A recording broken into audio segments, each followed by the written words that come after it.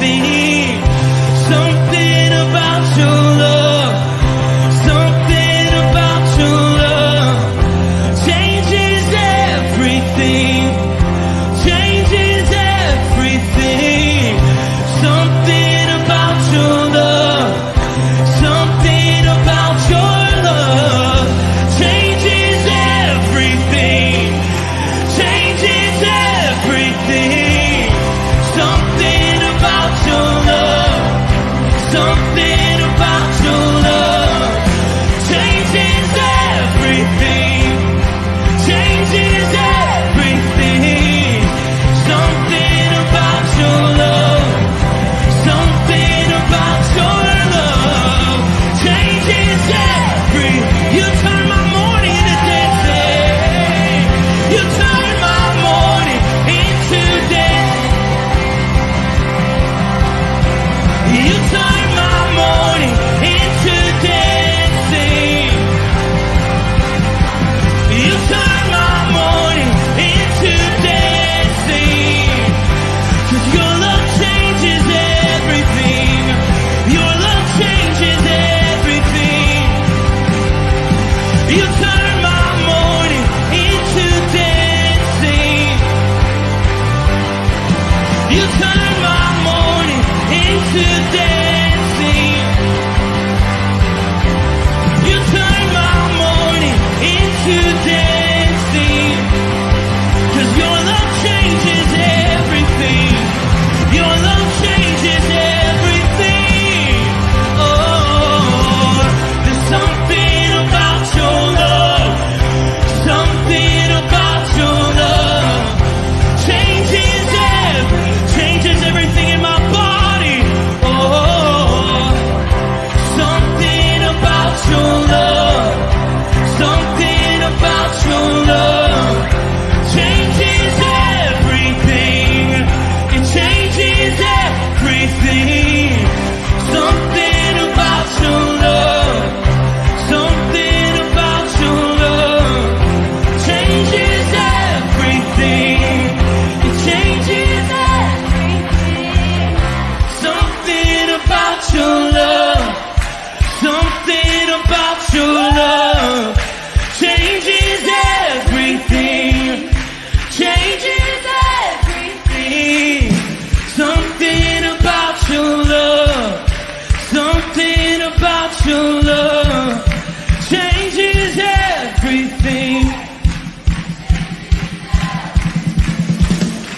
Something about your love, something about your love changes everything, changes everything. Something about your love, something about your love changes everything, changes everything. Something about your love, something about your love changes everything. You turn my morning into dancing. You turn my morning into dancing. You turn my morning into dancing. You turn my morning into dancing. You turn my morning into dancing.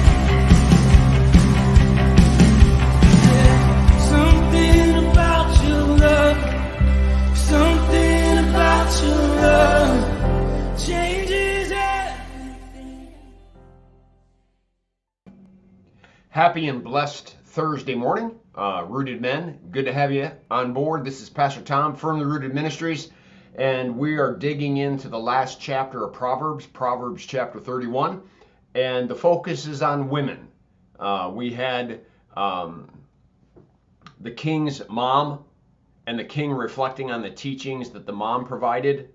Now we go on with an epilogue, which is the wife of a noble character, a wife of noble character. And so used often, some of the times it's used in weddings, I've heard, certainly used in counseling and marriage counseling and those kinds of things, as well as some passages from Paul about marriage. But we'll get into that in just a second. Let's see. Tom's on board. Blessed Thursday morning, Rooted Men. Chuck B. Good morning from Rooted Men. Grace and peace to you all. By the way, guys, the Rooted Men Bible study tonight is not happening at the office. We're going to kind of go directly over to the 24th Street Tavern, hang out, kind of celebrate Christmas, have some fellowship. So don't come here, but go to the 24th Street Tavern, and we're just going to have some fellowship time. Brian Vlaming, good morning, men. Bert Reggiani, good morning. Chris Connolly, good morning. Steve Skopik, good morning. And Steve, our prayers go out to your bride and to the entire family. All right, so let me pull up the text. Boom. Epilogue. The wife of noble character. A wife of noble character who can find? She is worth far more than rubies. Her husband has full confidence in her and lacks nothing of value. Placed in that position of two becoming one flesh, the value is that the other somehow completes something, because it's not good for man to be alone. That there is a completion of something. That I can't be all I can be without Kimberly being part of that, right? That especially in the process of raising children in the next generation, we got to do it together, and actually now add the family, that it takes a village, and sometimes even the church village, to help in that process. But it takes people of highest character, highest integrity. She brings him good and not harm all the days of her life. She brings him good and not harm.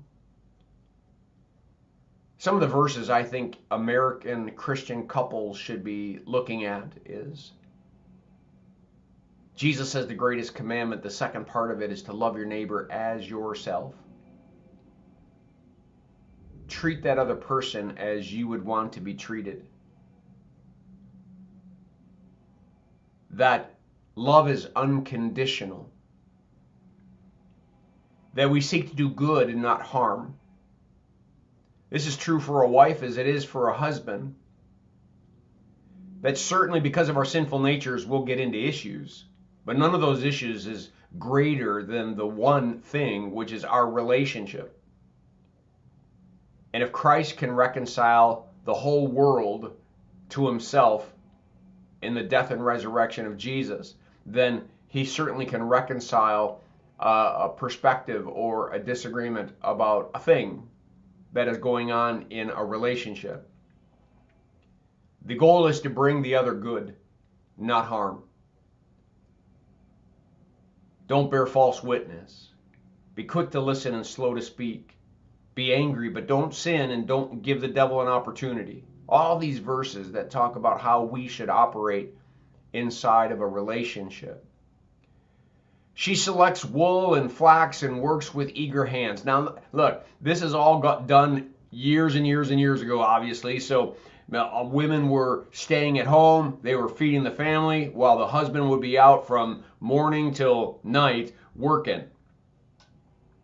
But the idea is they are cooperatively working for the same goals. Their goals. Their goals as a couple, their goals as a family, their goals and what they believe God wants from them. So whether this is a stay-at-home mom or a mom that's going out to work, she's like she selects wool and flax and works with eager hands. She does her work as unto the Lord rather than for men. She's not doing it for you. She's doing it for her, you, and God. And you are also doing that as well. She's like the merchant ships bringing her food from afar. You know, it's like these big freighters that come in and bring in all the goods from other lands. It's the idea, the picture here is, I realize her value. She's not like an employee. She's not like just somebody else in my life. She is someone that's bringing me good. She is someone that intends to bring me good and I her. And in this relationship, I realize that in this daily walk we live, as busy as it might be, we're both trying to bring good. We're all bringing our part to this process. So what does Satan do? You're not doing enough. I always do. You never do. Ugh.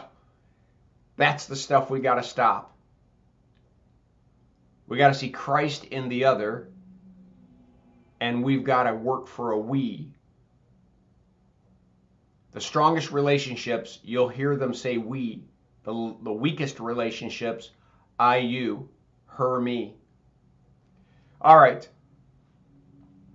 She gets up while it's still night and provides food for her family and portions for her female servants. She's taking care of things. She takes care of things. That her orientation is to take care of others, not just herself, not just to make sure that she has enough food to go to work, that she has enough lunch to go to work, that she has clothes on to go to work, but she adds to that this feeling that I'm providing for others, my husband, my family.